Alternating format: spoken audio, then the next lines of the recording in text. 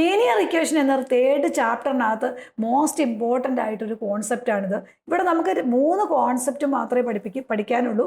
ഒന്ന്, നമുക്ക് lines intersecting, കോഇൻസിഡൻറ്റ്, parallel lines വരുമ്പോഴുള്ള കണ്ടീഷൻസും, അതുപോലെ തന്നെ സബ്സ്റ്റിറ്റ്യൂഷൻ മെത്തേഡ്, എലിമിനേഷൻ മെത്തേഡ്, അത് വെച്ചുള്ള പ്രോബ്ലം. ഇതിനകത്ത് ഫസ്റ്റ് ടോപ്പിക് എന്ന് പറഞ്ഞാൽ ഒരു ലൈൻസ്, 2 ലൈൻസ് എന്നാൽ ആ ലൈൻസിനകത്ത് എന്തെല്ലാം കണ്ടീഷൻസ് ആണ് വരുന്നത് എന്നുള്ളതാണ് നമുക്ക് വരുന്നത്.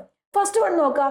a1x plus b1 c1 0യും a2x b2y plus c2 0യുമായി കഴിഞ്ഞാൽ നമുക്ക് ഫസ്റ്റ് കണ്ടീഷൻ എന്ന് പറഞ്ഞതാണ് a1/a2 not equal to b1/b2. a1 എന്ന് പറഞ്ഞാൽ കോഎഫിഷ്യന്റ് ഓഫ് എക്സ്, a2 എന്ന് പറഞ്ഞാൽ രണ്ടാമത്തെ ലൈനിലെ coefficient of X, b1 first ലൈനിന്റെ കോഎഫിഷ്യന്റ്, b2 സെക്കൻഡ് ലൈനിന്റെ കോഎഫിഷ്യന്റ് ഓഫ് വൈ.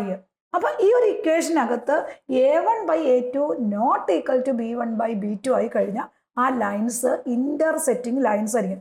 2 ലൈൻസും കൂടെ ഒരു പോയിന്റിൽ ഇന്റർസെക്റ്റ് ചെയ്യും, ജോയിൻ ചെയ്യും. അങ്ങനെ വന്നു കഴിഞ്ഞാൽ നമുക്ക് അതിനകത്ത് എക്സാക്ട്ലി 1 സൊല്യൂഷൻ ആണുള്ളത്. അതായത് യുണീക്ക് സൊല്യൂഷൻ ആയിരിക്കും. ആ സിസ്റ്റം എങ്ങനെയായിരിക്കും? കൺസിസ്റ്റന്റ് ആയിരിക്കും. ഇനി സെക്കൻഡ് വൺ നോക്കുക. a1/a2 equal to b1/b2 equal to c1/c2 ആണെങ്കിൽ അത് കോഇൻസിഡന്റ് ലൈൻ ആയിരിക്കും.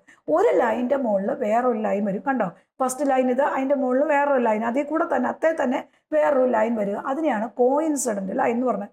അങ്ങനെ വന്നു കഴിഞ്ഞാൽ അതിനകത്ത് ഇൻഫിനിറ്റ്ലി മെനി സൊല്യൂഷൻസ് ഉണ്ട്. അതുപോലെ തന്നെ നമ്മൾ ആ സിസ്റ്റം എപ്പോഴും കൺസിസ്റ്റന്റ് ആയിരിക്കും, ഇൻഫിനിറ്റ്ലി മെനി സൊല്യൂഷൻ ആയിരിക്കും. നന്നായി ഇത് പഠിക്കണം. ഇതിനകത്ത് നമുക്ക് നല്ലോണം ക്വസ്റ്റ്യൻ ഉണ്ട്.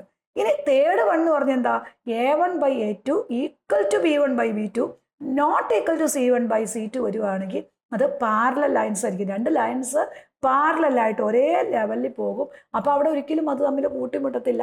അപ്പോൾ അതുകൊണ്ട് അതിനകത്ത് യാതൊരുവിധ സൊല്യൂഷനും ഉണ്ടാവില്ല, നോ സൊല്യൂഷൻ ആയിരിക്കും. അങ്ങനെയുള്ള ലൈൻസ് എപ്പോഴും ഇൻകൺസിസ്റ്റന്റ് ആയിരിക്കും. അപ്പോൾ ഈ ഒരു ചാപ്റ്ററിനകത്ത് ഏറ്റവും ഇമ്പോർട്ടൻ്റ് ആയിട്ട് ഈ ഒരു ടോപ്പിക്ക് നന്നായിട്ട് ഇതുപോലെ കോളം വരച്ച് തന്നെ ഇത്രയും നന്നായി പഠിക്കുക. അപ്പോൾ ഏത് ക്വസ്റ്റിനും ഇതുമായിട്ട് കണക്ട് ചെയ്ത് വരുന്നത് നമുക്ക് ഈസി ആയിട്ട് ചെയ്യാൻ പറ്റും. ഇതിനകത്ത് വരുന്ന എക്സാമ്പിൾസ് ആണ് നെക്സ്റ്റ് വീഡിയോയിൽ.